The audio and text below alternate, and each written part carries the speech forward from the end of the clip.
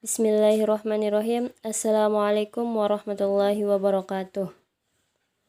Baiklah, kami dari kelompok 9 akan mempresentasikan materi yang berjudul Keseimbangan Perekonomian dengan Pendekatan ADAS.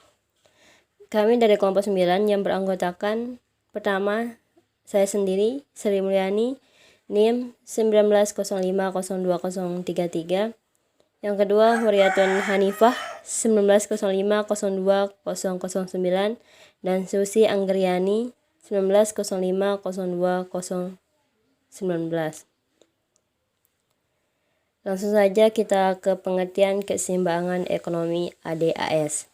Teori keseimbangan dalam konteks ekonomi makro dimaksudkan sebagai keseimbangan pasar yang terjadi ketika agregat demand atau AD bertemu dengan agregat supply atau AS. Permintaan AD adalah seluruh permintaan barang dan jasa yang terjadi dalam perekonomian, baik dari luar maupun dari dalam negeri. Faktor yang mempengaruhi AD. Yang pertama yaitu tingkat harga, yang kedua jumlah uang nominal, yang ketiga obligasi atau surat hutang pemerintah, yang keempat yaitu permintaan tenaga kerja. Kurva permintaan agregat atau AD. Sifat utama kurva AD selalu merupakan suatu garis yang menurun dari kiri atas ke kanan bawah. Artinya, semakin rendah tingkat harga, semakin besar permintaan agregat yang wujud dalam perekonomian.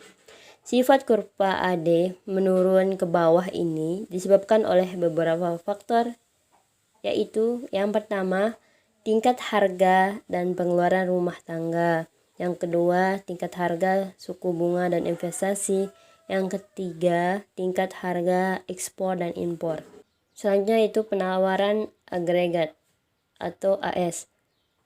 AS adalah jumlah barang dan jasa yang ditawarkan dalam suatu negara pada suatu tahun tertentu. Pada perekonomian terbuka, penawaran agregat meliputi pendapatan nasional atau barang dan jasa yang dikeluarkan di dalam negeri, ditambah dengan barang dan jasa yang impor. Penawaran agregat adalah penawaran barang dan jasa yang dilakukan oleh perusahaan-perusahaan dalam suatu negara. Penawaran agregat atau AS adalah nilai pendapatan nasional real atau produksi nasional yang ditawarkan perusahaan-perusahaan dalam suatu perekonomian pada berbagai tingkat harga umum. Kurva AS adalah suatu kurva yang menggambarkan pendapatan nasional, nilai barang dan jasa yang akan diproduksikan sektor perusahaan pada berbagai tingkat harga.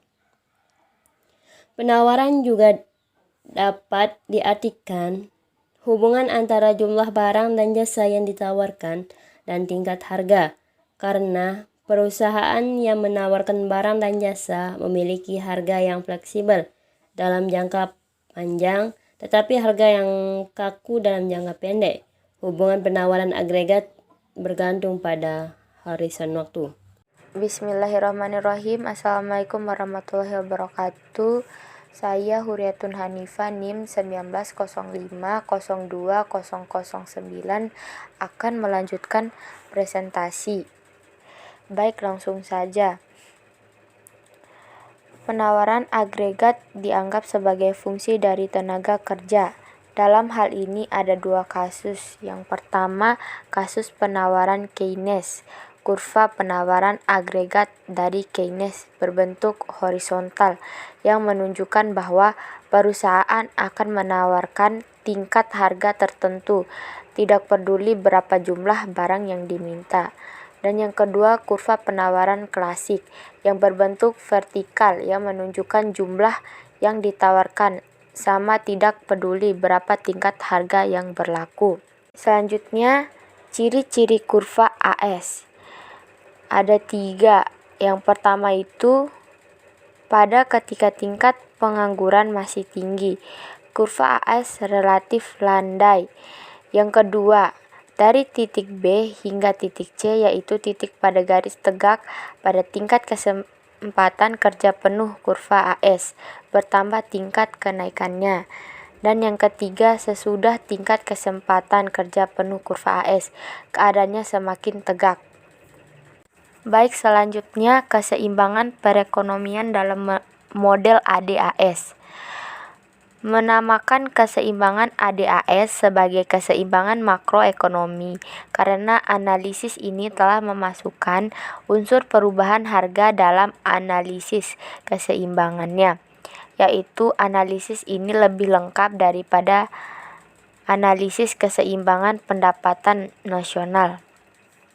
Keseimbangan pendapatan nasional yang ada di dalam analisis ADAS dinamakan juga sebagai keseimbangan makroekonomi.